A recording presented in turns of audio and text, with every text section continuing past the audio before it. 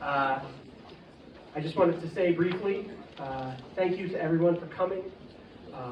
What we're going to do is just, there's some people that wanted to come up and say a few words about Victoria, and then I'm going to say a few words and probably go a little bit more in depth into some thank yous. But once again, thank you all for coming. It means the world. So to start, Tori's brother Tom is going to come up and speak to you.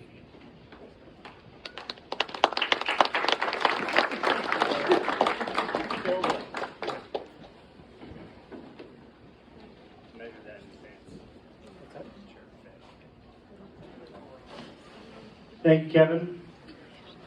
As Kevin mentioned, I'm Tori's youngest brother, Tom.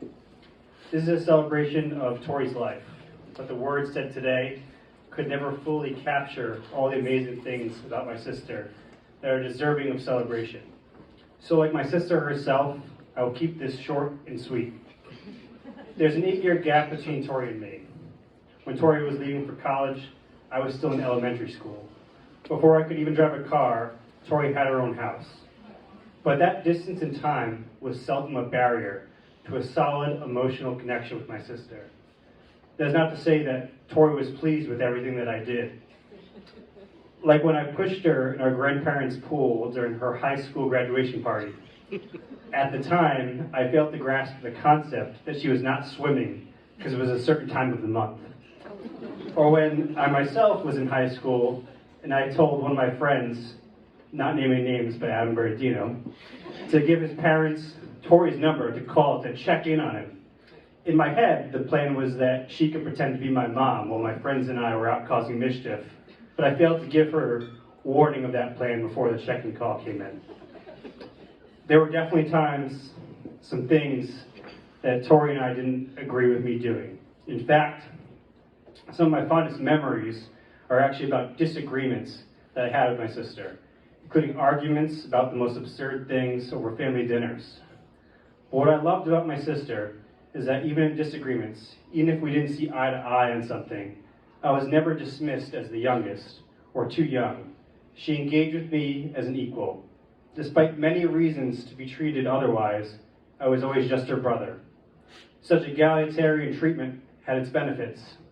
Indeed, a delivery from Tori made the weekend for many in this room during my college years as an underclassman.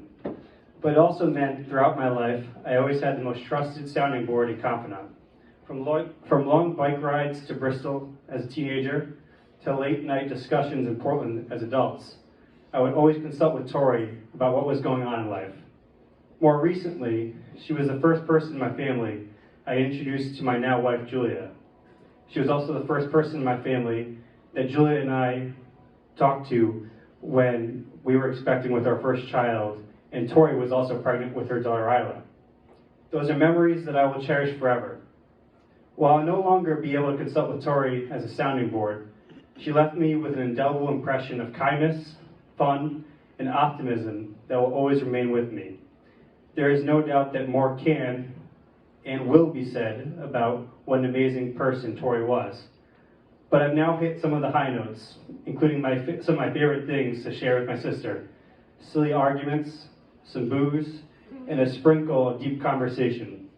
With that in mind, I'll keep to my promise of making this brief, and I'll ask that we raise a glass in celebration of my sister.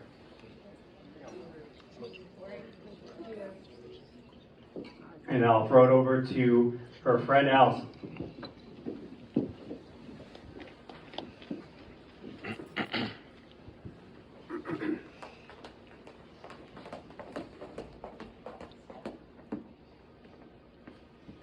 Hello. Can you guys hear me? Yeah, coming through? Yep, thank you. Better here? Okay. Hello. My name is Allison. Most people call me Allie. Tori called me Allison. I think she liked the emphasis. I met Tori when we were 18. The housing algorithm of Providence College matched us together, along with our friend Amy, and the rest is pretty much history.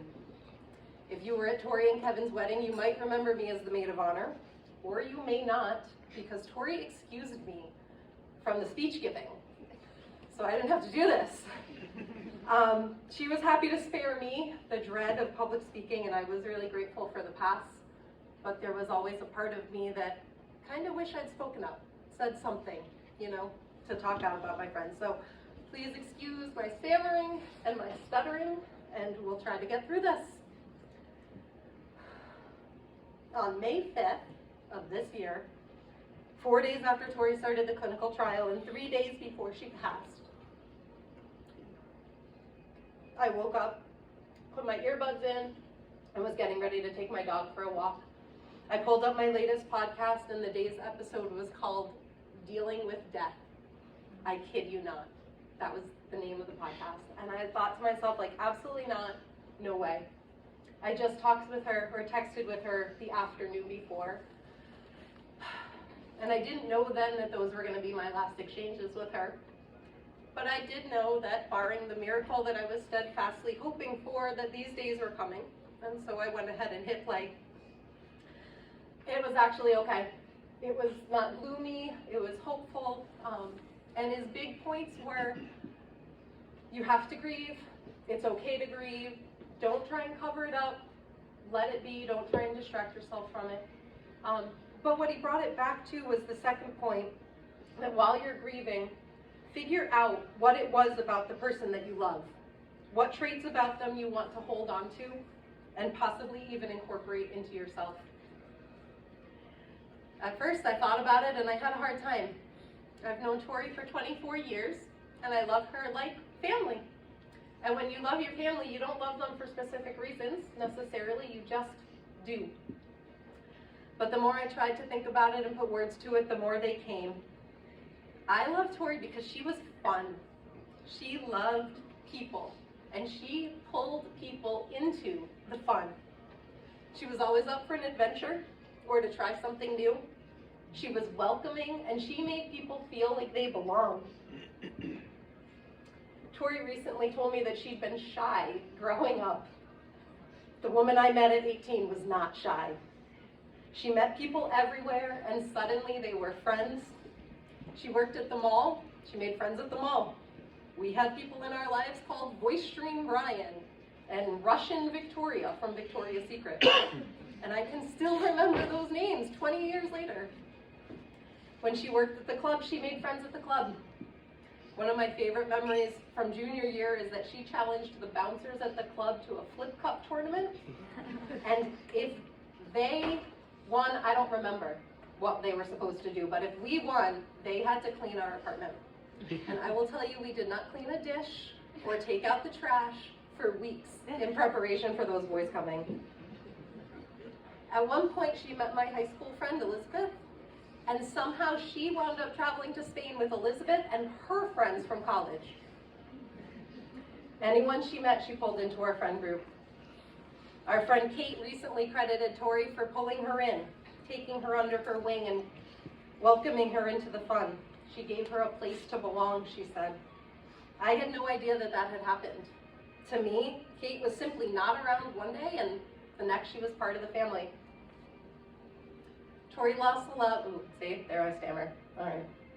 Tori also loved entertaining. That's the grown-up word for it. In college, we'd say she threw a great party. There was usually a Hawaiian theme, grass skirts and leis, and always a guest list of whoever wants to come.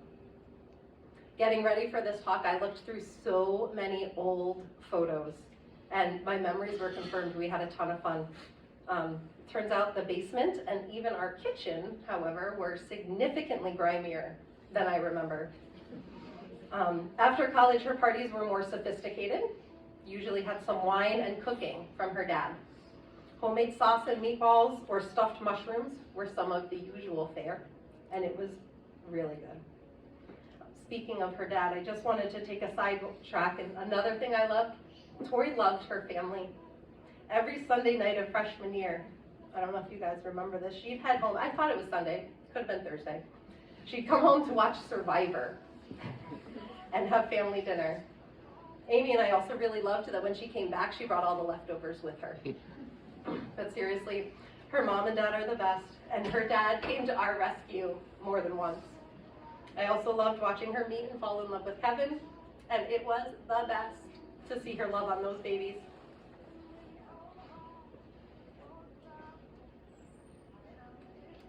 For those years of my life, Tori was my person. She threw my going away party when I went away for 6 months, and any college friend who was still in town was there. It was like a snowpocalypse. And she made sure that my boyfriend then, who's my husband now, drove through the blizzard to be at that party. When I had a break, she flew to the Canary Islands and we had a vacation in Tenerife. She was the person who packed me up and drove me all the way down to Florida for medical school. She threw my bachelorette party for my friend Anne, who was getting married at the same time. And she was the maid of honor at my wedding. I also excused her from the dreaded horror of speech giving. So we were even. In my 4th year of medical school, she and her dad, and probably others, worked to set up her basement as an apartment so that my husband and I could have a home base while I traveled for 4th year electives. We lived in Tori's basement for 12 months. We reunited when Tori and Kevin moved to Portland. She opened their home for visits, and we would restaurant and bar hop all weekend long. No surprise, she was already friends with the locals. It was like Tori and Kevin's version of Cheers. When they moved into their current house, they set up the Airbnb on the 1st floor, but they always set it aside so that friends and family could come to visit. There's so many other reasons I love her. She was so artistic and talented. I loved her artwork, and I was always jealous of my friends who snagged their own piece. She had great taste in decorating, from carpets and tapestries in dorm rooms to her classy and cozy home in Portland now. She always made home a really beautiful place to be. She dressed with style. Someday we decided we were going to dress like Claire Underwood, and she actually pulled it off. She worked really hard. She built a very successful career. She was like a leader in her field, and you would never know it because she was so humble. And lastly, in Monongahela in North Providence, and I think in Portland too, she somehow figured out how to plant flowers that bloomed all summer and mostly kept them alive. I'm sure the people who loved Tori in other seasons of her life loved her for other reasons too, and these and so many more. This is a ridiculously sad time, and I'm devastated anytime I start to think about the could have beens. But in this grief, I have recalled some great memories that would have otherwise been forgotten if they'd been let alone. I've smiled and even laughed out loud in a room by myself. I've rekindled relationships with old friends and even reconnected with friends I haven't seen in, it was originally 20, but now it can be 23 years. Most importantly, now I'm able to name why it was that I love her so much. Maybe we can all do that. We can look for the things we love about Tori. We can name them, and we can do our best to honor her by incorporating those traits into ourselves and our lives. For me, I'll be a support to a coworker. I'll invite a friend out for a drink. I'll try out a new restaurant. I'll go out. I'll get out of the house on Friday night, and I'll talk to the people next to the bar, next to me at the bar. I'll make a space in my home so I can welcome old friends and family over for the weekend. So I will grieve. We all need to grieve. But let's also please remember and cherish all the bright times too, so that her light can shine on. Thank you.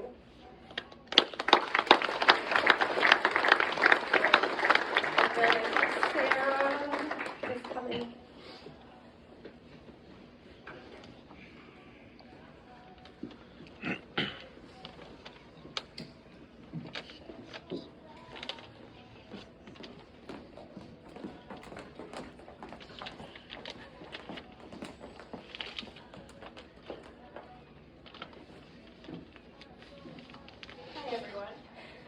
For those of you who don't know me, I'm Sarah, Tori's cousin. I think everyone here can agree that we are more than lucky to have had Tori in our lives. She truly was a breath of life. Her magnetic energy made being around here feel so effortless. She was someone you wanted to follow, and being the oldest cousin, we did. She was the leader of the pack who made spending time at Nani's fun. From organizing cousins' performances, arranging the most insane pool obstacle courses involving chugging Coca-Cola cans before scaling chairs into the pool, and running Nani's illegal underground coupon ring. Then what I remember most were the different art projects she would have us work on. Tori was so creative and talented in so many ways, but when it came to art, she truly had a gift. I can recall going into her bedroom as a kid to find out that she had turned it into a mural of Van Gogh's Starry Night, and thinking how incredibly magical that was.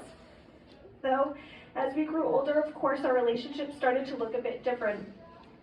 Pre-gaming before Christmas Eve, getting yelled at Wickeden Pub for singing Christmas carols, belting out Celine Dion's My Heart Will Go On in an Uber, and cousins' weekends in Portland.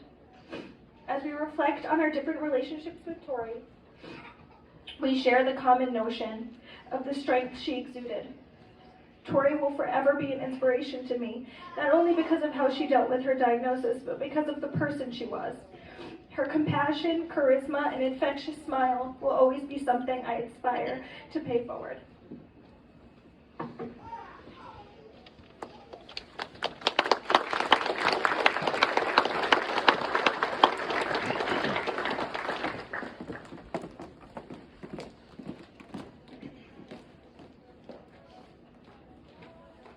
Hi, I'm Sam.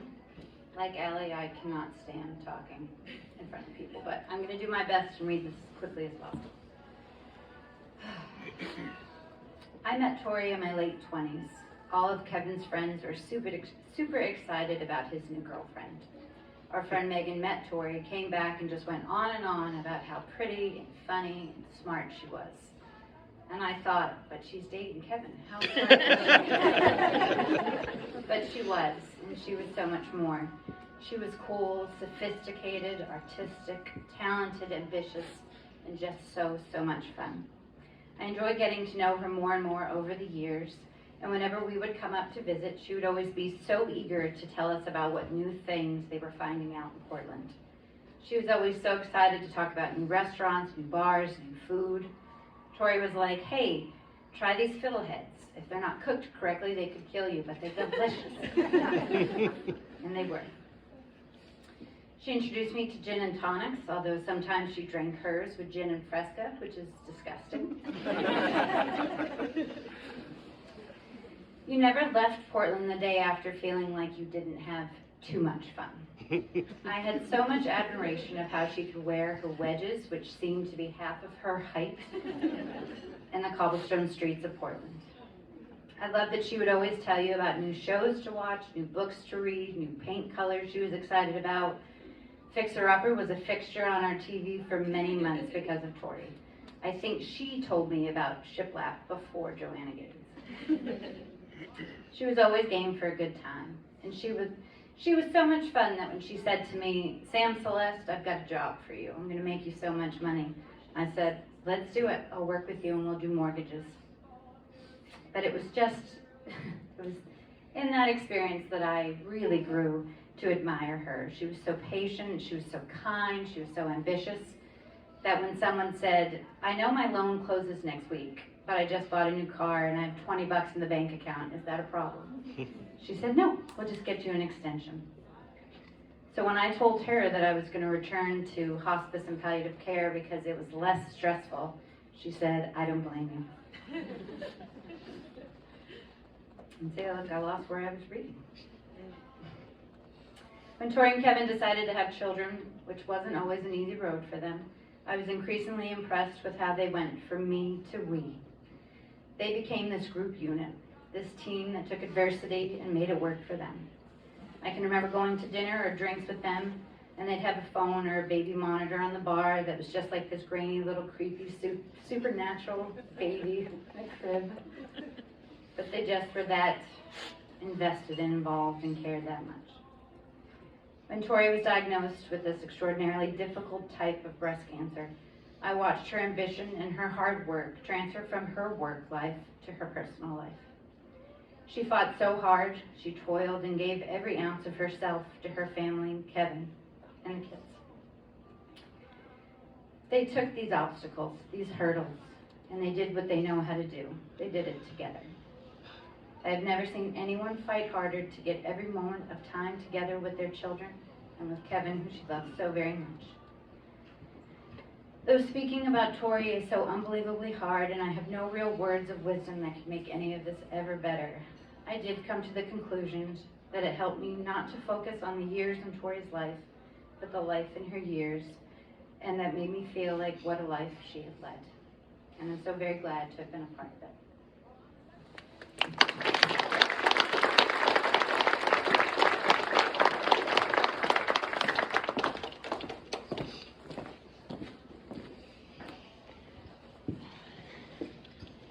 I was really hoping that we weren't going to have to hold a microphone and that it would be here. For those that don't know me, I'm Kevin's sister Sue. When Kevin and Tori got engaged, the first thing Tori said to me was, "Now I'll have a sister." Tori and I both are the oldest in our families, and we both have brothers for siblings. So we had a lot in common. She was the best sister anyone could ask for. She embraced my girls, Michaela and Marianne, with open arms and jumped right in to be their aunt, whether it was picking them up when they turned 13 to take them shopping or sending them pictures of her wedding dresses to ask their opinion. She always wanted to make sure they felt included. Tori had the best sense of humor. My two favorite Tori sayings are, "This is my life now," which she usually used to describe an event that was going on at the time, whether it was referring to Robbie crying or Chappie wearing a diaper and having to clean up after he had an accident. The other was, "This is where I live," which was used to describe a favorite restaurant or her favorite spot on the couch. And stories, oh my God, Tori and Kevin telling stories. Sometimes it would just be them, just going back and forth, filling in details for each other. For instance, did you know Kevin and Tori were going to get a cat? This was a thing. Oh yes, Tori would start with, "Kevin, I found the perfect cat for us," to which my brother would reply, "No." Tori would counter with, "But it's so cute," to which Kevin would say, "We are not getting a cat." Tori would counter with, "I've already contacted the owners," to which Kevin would reiterate, "We are not getting a cat." Then as soon as Kevin walked out of the room, she would say, "Oh, it's happening." She would say, "I'm wearing him down." Tori had the best facial expressions, especially when it came to Kevin talking about something that happened or that they did, and if he got the details wrong, and Tori remembered it differently, Tori inevitably would say, when Kevin would start talking about it, "That is not what happened at all." Then she would start telling the story, and sure enough, he'd get a perplexed look on his face, like, "Where were you?" And they'd be off running. It was like watching a tennis match, and at the end, I never remember what the story was about because I was laughing so hard. There was no one more suited or complimented my brother more than Tori. The two of them together were a team in the truest sense of the word. Whether it was making each other laugh, cleaning the house, or taking care of the kids, where one left off, the other picked up without uttering a word. The night before they were leaving for Boston, Tori and I got the opportunity to talk. As soon as Kevin left the room, Tori started to cry, to which I panicked and prayed my brother didn't come back, because if he saw Tori upset, that would be it. I'd be banished forever. But she started by saying, "Kevin does everything. He takes care of me. He takes care of the kids. He cooks. He cleans. He is just amazing." She talked about the kids. And we talked about the time she wanted them to know how much they were loved. I said, "Tori, you and Kevin have gone beyond and above and beyond what anyone in your situation would do to make sure Robbie and Isla know how much you love them." I was so grateful to be there that Sunday morning to see them off to Boston. My sister and I had one last hug, and I said, "I love you," and off we went. Michaela graduated from college. The first weekend they were home from Boston, Tori had said to take lots of pictures and to send them to her. She responded right away as soon as she got the pictures and said she looked beautiful. Tori's last text to me was the word love. Tori was the epitome of love, and her strength, motivation, and drive knew no bounds when it came to showing it. She was tireless in her quest to make sure everything was done for Robbie and Isla before leaving for Boston. I arrived that Saturday morning about 8:30 a.m. I knew she was awake. We texted throughout the day. She'd let me know when I could go upstairs and when it was safe to open the door. When she finally came up to the second floor, she said, "I don't know why I'm so tired." Kevin and I looked at her like, "Are you kidding me? You just spent all day working on stuff." As I said before, Tori and Kevin are a team, the best team. The strength that both of them have facing the biggest fight and getting all that they got done for their children is beyond words. I will miss her beautiful smile, her energy, how much fun she made everything, and the facial expressions she could make you laugh with just a look. I keep waiting for Tori to walk through the door here with a glass of wine in her hand and that big beautiful smile on her face and say, "What did I miss?" In closing, I would like to thank Tori's mom and dad, Elisa and Joe, for having and raising a beautiful woman who was everything my family and I could want in a daughter-in-law, a sister-in-law, a sister, an aunt for my girls, and most importantly, the perfect partner for my brother. And to my brother Kevin, for coming to his senses, giving up his confirmed bachelor life, and adding 3 perfect additions to our family. I will be forever grateful.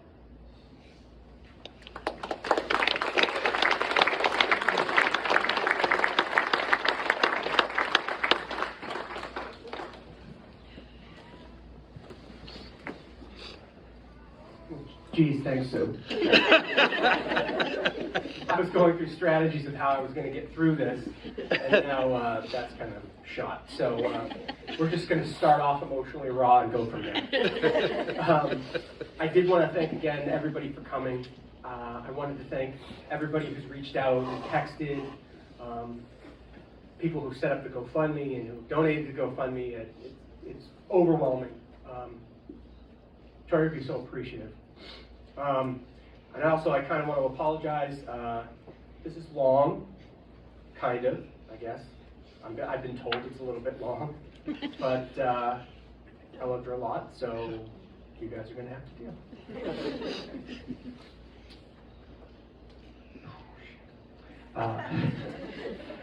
With something as hard as this, it's impossible to know where to start.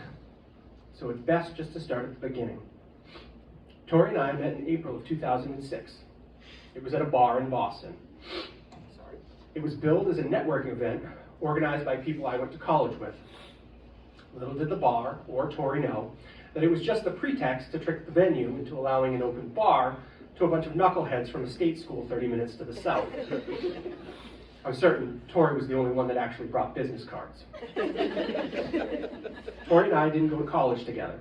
She came with her friend Danielle, who was also a close friend of mine from school. Over the noise of the bar and many drinks, we chatted the whole time.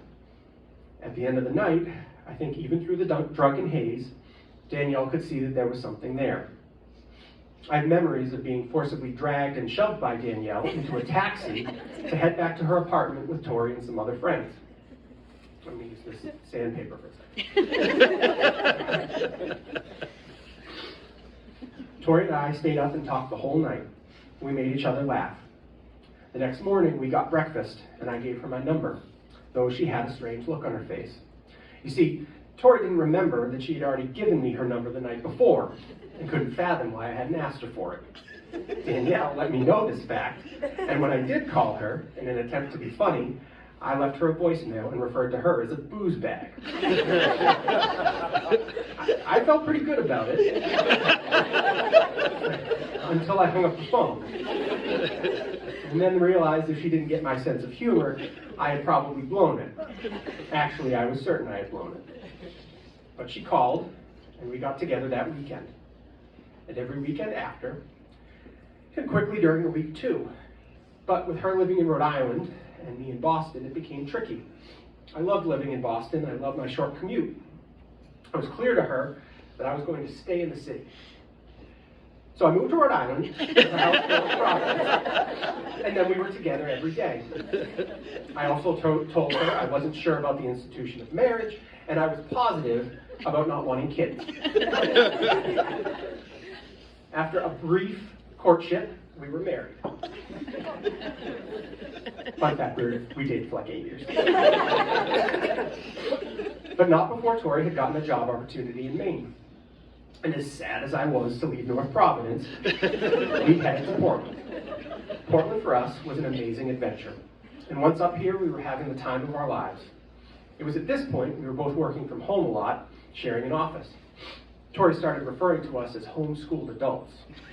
Sorry to anyone that homeschools your kids, but if they're anything like we were, your kids might be a bit weird. We spent so much time together that it was like we shared a brain. Other couples couldn't fathom how we could do it and not only not kill each other, but genuinely be so happy together. And here's the trick. As cliche as it sounds, Tori is truly, genuinely my best friend. For almost all of the last 17 years, we've spent nearly 20 plus hours a day together, and rarely did we spend any days apart in that time. She is the #1 person I want to hang out with. Look forward to telling something to and hear her thoughts on anything. Arguments between us were few and far between. Tori is warm and kind, caring. She's funny and smart, and for whatever reason, she really loved me. She is my favorite person, which is one of the reasons losing her is so hard on me. We were so close, and now today, after I've fed the kids and they're in bed, the house is just so quiet. It's just so impossibly quiet. Anyway, we spent our days working together and then going out to eat and drink every night in Portland. Our favorite bars are where we met almost all of our Portland friends, usually the bartenders. We bought our first house, a 4-unit, and lived in the tiny apartment on the 2nd floor. We fixed it up as best we could and saved what we thought was enough money to renovate next door when we bought that side. Fun fact, it wasn't even close, but we learned that the key to owning and fixing up an old home is to stop looking at what you've spent, because it will never end, and it's never cheap. We bought our first house, going back. After we purchased next door and had gotten it to a livable state where there weren't huge sections of floors and walls missing, we decided it was a good enough time to have kids. We tried for a time, but started to grow concerned. We looked into IVF, but days before Tori and I were set to start the injections, we found out Tori was pregnant with our son, Robbie. His name is Robert Joseph Dowling. Robert for my dad, and Joseph for Tori's. We had decided on his name well in advance of her becoming pregnant. I was allowed to name our son, provided Tori had full naming rights to our second child, boy or girl, and final say on the third kid if we ever had one. We sealed our agreement with a handshake over drinks at our favorite bar in Portland, Boda. We were told some women say they love being pregnant. Tori most definitely did not, and was suspicious if anyone said they did. From beginning to end, it was hard on her. But as with everything Tori faced, she pushed herself through. On the day she went into labor, she was still taking conference calls. She would mute her phone during contractions, and I'd have to run over so she could squeeze in my hand until I would lose all feeling. Then she'd unmute and say, "This is Victoria, how can I help you?" To the surprise of no one, she brought her laptop to the hospital and worked while we were there. Robbie and his mom had the most amazing bond. Between the art they would work on together, cooking, or chatting just the two of them after I leave the room at bedtime, he made her so incredibly happy. And she was always able to bring out a calmness in him and light him up and put a smile on his face. But at the start, having a newborn is hard. Our life of bars and restaurants was gone, replaced with baby acid reflux, breast pumps, and sleep deprivation. We had traded our carefree life for one of routine and working in shifts. It was difficult, but after a time we became ourselves again. We became the couple we were again, which felt so amazing we decided to try and have another kid right about the same time. This time, we did wind up having to try IVF, which was no picnic. Shortly after Tori finished receiving injections, but before fully moving forward with the process, she became pregnant with our daughter, Isla Grace, Tori's pick. She had considered a variation on the names Anne and Elisa, my mother and hers, but in hindsight was glad she didn't. Now that we can see we have a curly-haired redhead, and her getting called Annie her whole life would have bordered on child abuse. If Ravi is the cautious thinker whose laugh you have to earn, Isla Grace is the confident, boisterous bundle of joy who wants to laugh at literally anything. And she could always make her mom laugh too, even on the toughest of days. Her warmth and desire to try to always make mom feel better comes directly from her mom's caring spirit. Tori loved our kids fiercely. She fought not just to stay here and be there for them, but she fought the fatigue that comes with cancer so she could do things with them. And so, until the very end, her sickness was something that existed on the periphery for them. She is such a wonderful mother. She always wanted to do as much as she could for them. To that end, whether you knew Tori professionally or personally, I'm sure you are aware of how much she was a planner, an overachiever, and how she liked to get things done quickly. She had to-do lists for everything. If a normal day could accommodate 20 things, her list would have 100. And even when she'd managed to get through 95 of them, she'd still be disappointed because she didn't get to those last 5 things, or the additional 5 secret goals that she didn't say out loud. On the day we were told by her oncologist a couple of months ago, they were concerned she didn't have much time left. And it was one of the most aggressive and chemo-resistant cancers they'd seen. In a moment alone in the doctor's office, she looked at me and said, "See, I did in 15 months what it takes the average cancer patient 3 years at least." When she got sick, and on any of the days where we got bad news, and there were a lot of those days, we would take the hit, we would grieve together, and the next day, it was all about strategizing our next move, never about giving up. She was meticulous in her research, what she was taking, how she was doing. She kept a pulse oximeter and blood pressure cuff in her purse, and we checked them constantly. We tried diets, supplements, researching trials, and tracking symptoms. She created Facebook groups for women to connect with each other and talk about test results and share any news, good or bad. She made pen pals over text with women like her, fighting breast cancer that have young kids. And they would reach out to each other every day to see how they were doing and to lift each other up. She never stopped looking ahead, and she never stopped fighting. The day before she passed, she told her mother that she was going to make it to her cousin Sarah's wedding on Block Island in Rhode Island. Now, keep in mind that 2 days before this, she couldn't walk. I was helping her sit up, picking her up to stand, but she was fighting. She was determined to get her strength back. She was using weights for her arms. She was working on getting up on her own, doing laps around the dining room table. She just knew she could do it and was improving every day. The day she passed, she was more capable and mobile than she had been in almost 2 weeks. Also, keep in mind, she said this on May 7th. Sarah's wedding isn't years or even months away. Sarah's wedding is Memorial Day weekend on an island 3 states away that you have to take a ferry to get to. At least she had reasonable expectations, though.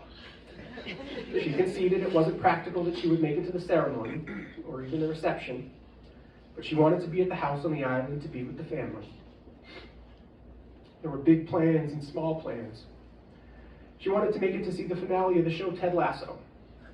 In the show, there's a sign in the locker room that just says, "Believe." She bought a copy and hung it in the back staircase where her chairlift was. She would tap it every time she'd go up or down, and she'd play the series on repeat in her earphones every night to go to sleep. You see, someone like Tori can't just turn her brain off, and that was true even before cancer. According to her, she liked that the show was positive, and there wasn't a lot of yelling. It was a lot better than what she used to listen to go to sleep years ago, which were those I Survived Murder Serial Killer shows on Discovery ID. She'd be snoozing away while I'd shoot up out of bed hearing blood-curdling screams, only to realize they were coming out of her earbuds. She had plans for what she was going to do for work after she beat this, and it was definitely not going back to writing loans. She'd had enough crazy realtors, micromanaging referring loan officers, customers who would quit their jobs and buy a brand new car 45 days into the loan application, and contractors whose idea of an itemized bid was one line item that just read bathroom, $15K for one lifetime. She was going to become a Disney travel agent. Not because she wanted to help people go on vacation, but because Disney travel agents get fat discounts when they themselves go to Disney. She was going to plan another trip for us this winter. She also wanted to become an advocate for women battling the kind of breast cancer she had, triple negative. There were so many things we would have done differently or sooner or just known about. She wanted to take all of that Monday morning quarterbacking and turn it into something for other women diagnosed with triple negative that they could find on that worst day of their lives when they inevitably enter their diagnosis into Google. And she was practical in so many ways. Fairly early on, we knew what we were up against. I'm pretty sure from the day she was diagnosed, she was trying to marry me off, and mentioned it almost every week thereafter. While she continued to always move forward, she never allowed that to distract her from the reality that the odds were against us. For years now, we've been telling our son, who would consistently give up at the first sign of resistance to things, we can do hard things. And Tori and I started saying this to each other. Cancer is strange. You get it, and so many people say to you, you got this, keep fighting. But the drugs are going to do what they're going to do, or not do. The fight isn't necessarily beating cancer, which is out of your hands. The fight is in facing your fear with grace, being present as much as you can be for your kids, keeping your head above water when the waves are crashing over you. We can do hard things. The love for me and her kids, her overachieving nature and determination, her practicality, and her willingness to do hard things culminated in the project she took on, and we finished a week before she passed. She wrote a letter to each of our kids, one for every birthday from now until they turn 18. A letter for if they get married, a letter if they have children, and a letter if they buy a house of their own. And with each of these letters comes a gift that she selected or made herself especially for them. Lockets when they turn 5 with pictures of her with them. A leather bracelet with a message stamped in Morse code for our son when he turns 16. Mom's favorite jewelry when Isla turns 9. Old school iPods that have all of her illegally downloaded songs from college, along with a playlist on each one, customized just for them when they turn 13. And books. So many books they'll receive throughout the years that she loved. At the end of April, she was really struggling, and she was concerned that she would pass while we were in Boston for the clinical trial that started May 1st. So we had to finish the gifts and letters before we left Maine on Sunday the 30th. That meant Friday and Saturday were marathon days. Days that would be emotionally and physically taxing on anyone, let alone a late stage cancer patient. But we got it done. Her finishing drafts and having me run upstairs to print them, stuffing the envelope, confirming we had the present to go with the letter, and moving on to the next. At the end of the second day, there were only 2 gifts left. A painting for each of them to hang in their new homes whenever they purchased one.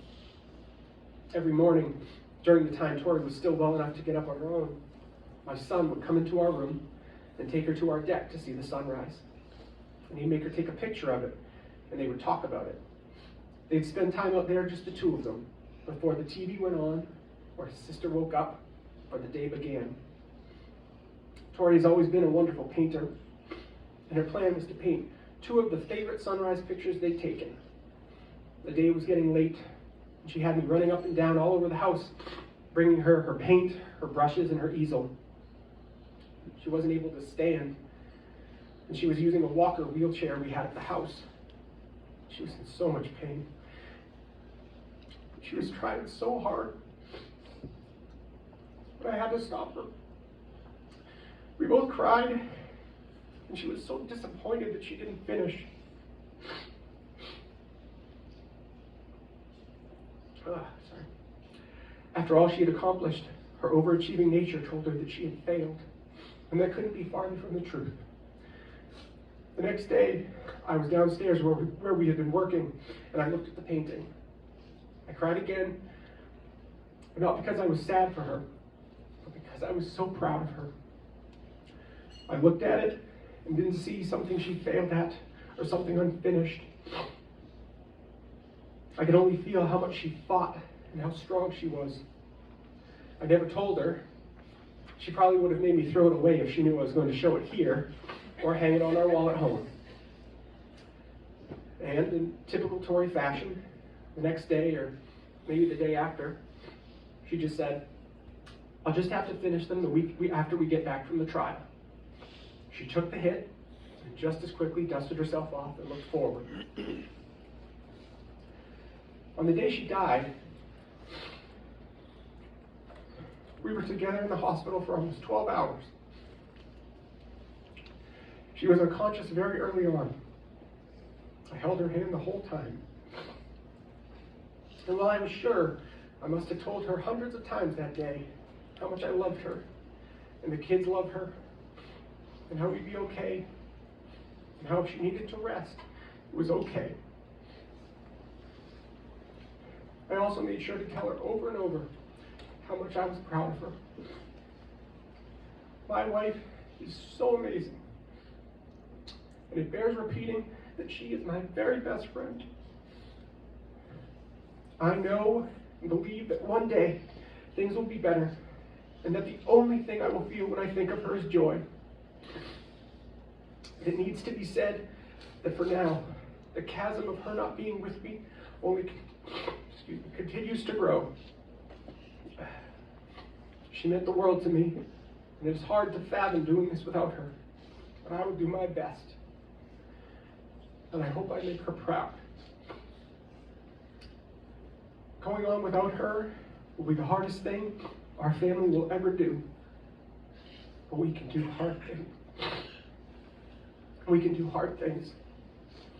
Tori, I love you, I love you, I love you.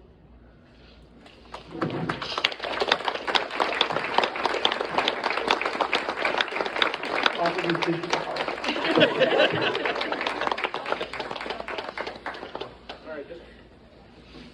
There's going to be food, and also we should all be drinking more.